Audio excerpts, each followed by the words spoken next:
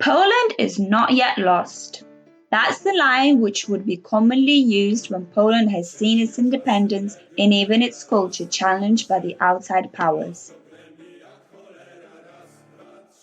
During 1771, Eastern Europe was dominated by the Polish-Lithuanian Commonwealth, which had been established during 1569, with its current leader being Stanislav August.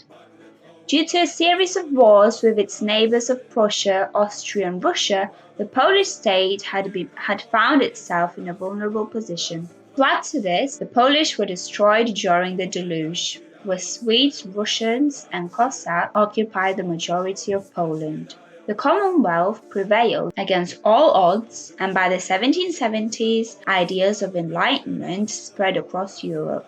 Poland began implementing capitalist reforms, and although it was slow, the economy grew. The Commonwealth had a hierarchy at the time. However, with more reforms, change was in sight. Cracks were also a feature of the Eastern European states, with there being a divide in the Lithuanian portion of the Commonwealth, which felt cheated by the Poles. To add to this, the Prussians and Russians had emerged from the 7 Years' War ready to expand their borders after losing many men. The final straw came during the Russo-Turkish War, where Austria was outraged at Russian expansion. In response, Prussia wanted to maintain peace and proposed a deal to carve out the Commonwealth and give some land to Austria as compensation for Russian expansion. The Bar Confederation, which had been rebelling against Russian influence, was used as the reason by Russia to enact the partitions, and so, in 1772, Poland gave up parts of its east to Russia, Galicia to Austria, and most of the Polish corridor to Prussia. Poland was surrounded, but the reforms continued and even became a semi-democracy in 1791. Due to the first partition and Russian aggression, the Commonwealth established an alliance with Prussia in 1790. 2 years later, Russia had lost influence in Poland because of the parliament and democracy. Russia would then invade Poland in 1792, with Prussia helping the Poles by invading the Poles. And so the second partition began. Russia earned border regions, the democracy and reforms ended, and what's left of the Commonwealth's corpse became a Russian puppet by all means but name. In just 20 years, Poland's population went from 14 to 4 million, and from the size of 733,000 kilometers squared to 223,000 kilometers squared. This was too much for the people, and so they rebelled. The uprising was originally successful, but it failed, and in 1795 the Commonwealth was finally destroyed by Austria, Prussia, and Russia. There was a fourth partition though. Napoleon had steamrolled most of Europe. He had defeated Prussia and Austria, and with their lands the Duchy of Warsaw was constructed. The Poles and French would move on to take Moscow, only to starve and retreat back home. In 1815, the Duchy of Warsaw was divided once again, with Poznan going to Prussia, Krakow to Austria, and Congress Kingdom of Poland going to Russia. Several rebellions would occur in the following years, all would fail. Nearly 100 years after the fourth partition, the Great War had begun. The Polish were forced to fight against each other, with the Austro-Hungarians and Germans fighting the Russians. Each of the combatants promised independence, but the German and Austro-Hungarian side prevailed, with a Polish puppet state appearing. The puppet state was a short-lived state, as the Germans capitulated to the Entente several years later. In 1918, Poland was finally an independent nation after more than 100 years.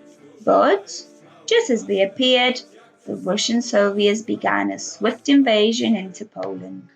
The Soviets reached Warsaw, and so the Battle of the Vistula River began, with Józef Pilsudski being in charge of the Polish armies and Mikhail Tukhachevsky being in charge of the Soviet armies. Tukhachevsky planned to go around the Vistula armies to flank the Poles, But Pilsudski was aware of this, and some of the soldiers destroyed a radio station on the northern flank. The Soviet northern units began their offensive, not aware of the plan to encircle the Poles due to the radio being destroyed.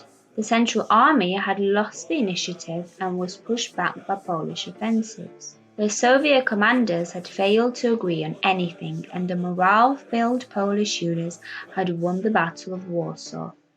On March of 1921, Poland defeated the Soviets, and so Poland was not yet lost. During the interwar years, the Polish economy grew, and there was a relative stability, but by 1933 the Polish found themselves in the exact same situation. The Russians and Germans wanted to see Poland destroyed. Poles made up 2/3 of the population, and Poland had a false ally.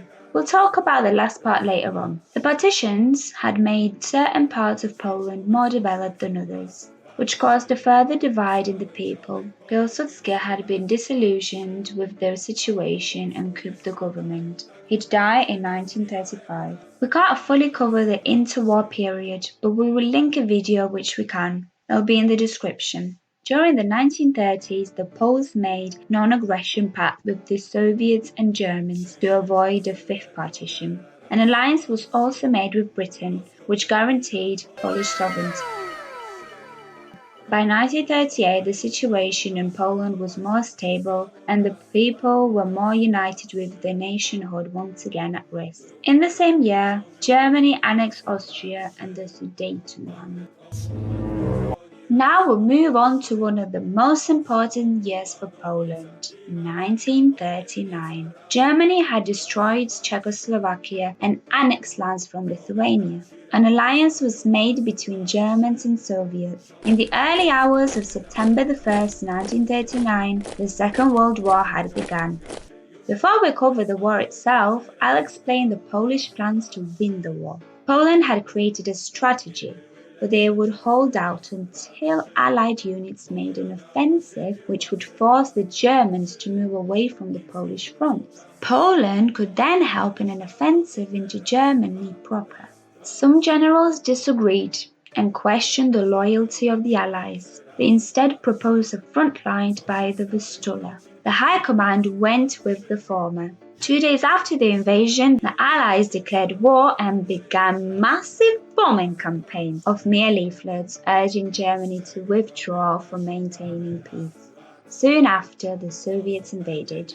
The Polish held out fiercely, but nobody came.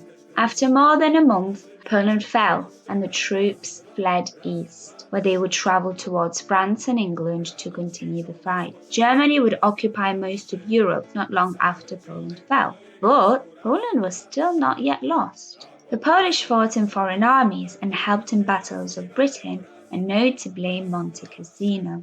During Monte Cassino, a bear was adopted as the Polish unit symbol, as they had a bear as one of the soldiers who helped supplying artillery. The bear's name was Wojtek.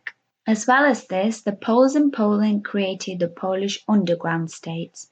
The underground states sabotaged and rebelled against the German general government. They played a huge part in 1944 when they left the base and took over Warsaw in the Warsaw Uprising. The Soviets were on the other side of the Vistula at the time, but they just watched as German reinforcements retook Warsaw and destroyed the whole city of Warsaw. Warsaw lost 98% of its population and 85% of its buildings. Today, almost all of Warsaw is a reconstruction. After 1945, 6 million Jews and Poles were killed by the Nazis. The Poles were destroyed and partitioned by the Russians and Germans for the fifth time. Even after the tribulations, Poland became a Soviet puppet and was abandoned by its old allies as it became a solid piece of the Iron Curtain and the Soviet-led Warsaw Pact. The economy stagnated under Soviet rule, and any rebellions were crushed by the Soviet forces. After nearly 50 years, Mikhail Gorbachev adopted a liberal stance, and Poland was once again free. In the following years, Poland adopted a democracy, joined NATO and the EU, and its economy grew. Thus, we're now in 2021, with Poland safe from its enemies, and it has proven the test of time that Poland is not yet lost. I loved researching the information for the video, and huge thanks to everyone who helped. Check them out in the credits playing right now and the description below.